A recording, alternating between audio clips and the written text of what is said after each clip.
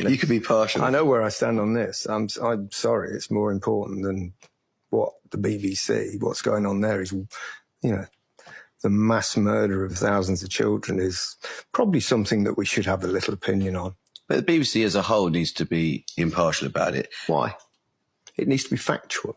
It needs to be impartial about a conflict, doesn't it? And it's hard. Does it have to be? It wasn't impartial about Ukraine and Russia.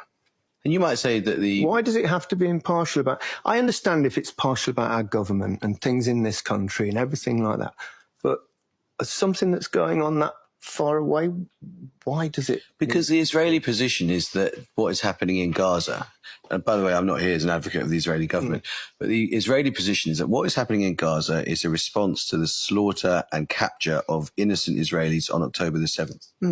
And which was awful, which was truly awful. And that full context needs to be there when discussing what's going on. But that's not the full context, is it? Because the full context starts way before October the 7th, doesn't it?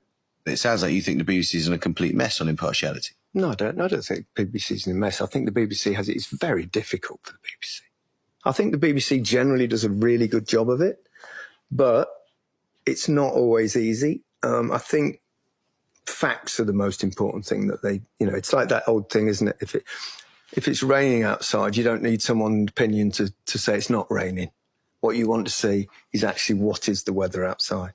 So I understand why it's so difficult for the BBC, and it really is. And I feel for the people at the top because, the amount of lobbying that will be going on and from people with, that aren't very impartial.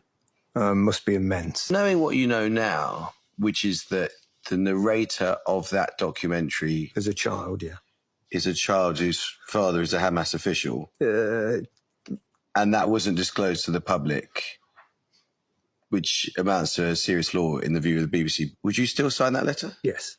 13-year-old child narrating. It's been written by the people who produced the show.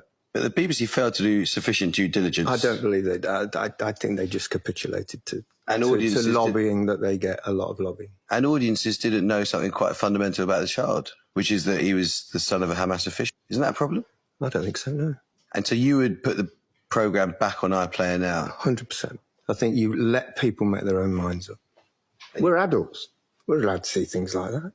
I mean, it's incredibly moving. But the argument against it is that if you... addressing an issue like Gaza, doing it through the eyes of a child almost immediately puts you on the side of Palestinians who are suffering. Well,